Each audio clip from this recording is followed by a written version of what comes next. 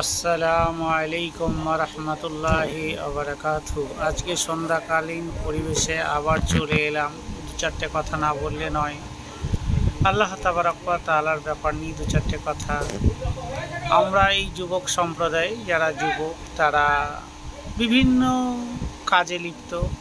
কাজ না থাকলে মোবাইল নিয়ে ব্যস্ত, মোবাইল না থাকলে টিকটক নিয়ে ব্যস্ত, টিকটক না হলে অন্য কিছু নিয়ে ব্যস্ত। এই চলছে।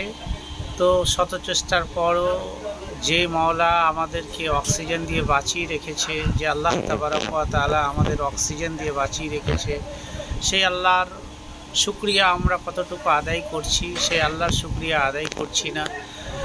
সব সময় মোবাইলে টিকটক, মোবাইলের ফেসবুক, মোবাইলের ইউটিউব এইসব দেখেই পার করছি। তো আল্লাহ তাবারক ওয়া তাআলার দরবারে গিয়ে পাঁচ ওয়াক্ত নামাজ পড়ে আসতে পারছি না। এর থেকে হতভাগ্য মুসলমান আর কে হতে পারে? আসসালামু আলাইকুম।